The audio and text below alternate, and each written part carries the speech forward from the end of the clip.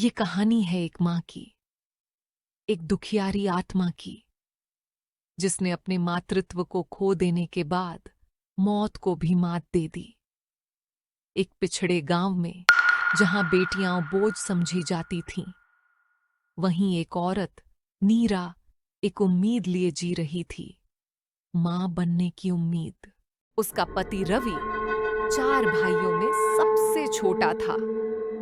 परिवार को एक बेटे की तलाश थी, जैसे बेटा पैदा होना उनका हक और गर्व हो। जब नीरा के गर्भवती होने की खबर आई, तो पूरे परिवार में जैसे उत्सव सा माहौल बन गया। मैं बस यही चाहती हूँ, बच्चा स्वस्थ हो, चाहे बेटा हो या बेटी। लेकिन परिवार को बेटी नहीं चाहिए थी, उन्हें चाहिए था वारिस। रवि ने भरोसा दिलाया, लेकिन नीरा के डर कहीं गहरे बैठे थे। मैं तुझसे वादा करता हूँ, बेटा हो या बेटी, मुझे बस तेरा साथ चाहिए और हमारा बच्चा। रवि नीरा को शहर के अस्पताल ले गया, लिंग परीक्षण के लिए। अस्पताल में उसका एक दोस्त सुधीर कंपाउंडर था। जांच हुई, रिपोर्ट आई और रिपोर्ट में साफ था, नीरा एक बेटी को जन्म देने वाली थी। यह सुनते ही घर में मातम छा गया। परिवार ने रवि को समझाया, डराया और एक ही बात दोहराई, हमें और लड़कियां नहीं चाहिए, इससे घर की इज्जत मिट्टी में मिल जाएगी। रवि दबाव में आ गया और नीरा को गर्भपात के लिए मनाने लगा। एक और बेटी नहीं नीरा, ये ठीक नहीं। तुम पागल हो गए हो, मेरी बच्ची को मारने की बात मत करना। नीरा का दिल टूटा, लेकिन रवि ने सुधीर की मदद से चुपचाप अस्पताल में नीरा का गर्भपात करवा दिया। जब नीरा होश में आई, तो उसकी कोख खाली थी और आंखों में सिर्फ मौत। नीरा ने वहीं अस्पताल में चादर से फांसी लगा ली।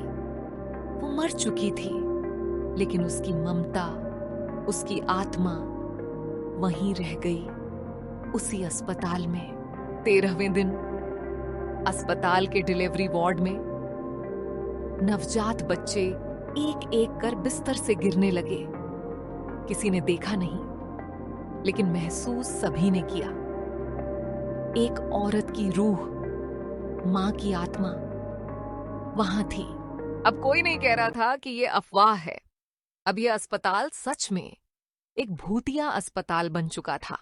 प्रबंधन घबरा गया। ओझा को बुलाया गया। ओझा ने सिद्ध नींबू रखा। नींबू लाल हो गया। कमरे की हवा बदल गई। यहाँ एक माँ की आत्मा है जो अपनी बच्ची खो चुकी है। अब वो किसी और को माँ नहीं बनने देगी।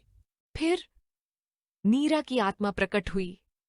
टेबलें पलटीं, हवा कांपी और सुधीर कंपाउंडर अजीब हरकतें करने लगा। मैंने और रवि ने मेरी बच्ची को मारा। सबने किया ये, सबने। कंपाउंडर का गला चीखते हुए फट गया। उसने खुद को कैंची से मार डाला। अब बारी थी रवि की। पुलिस ने सच्चाई उगली। रवि और उसके परिवार को गिरफ्तार किया गया। नीरा की आत्मा को थोड़ी शांति मिली और अस्पताल धीरे धीरे शांत हो गया। लेकिन आज भी उस अस्पताल की पुरानी दीवारों में नीरा की ममता की चीखें गूंजती हैं, क्योंकि एक मां जब इंसाफ ना पाए तो मौत से भी बड़ी बन जाती है।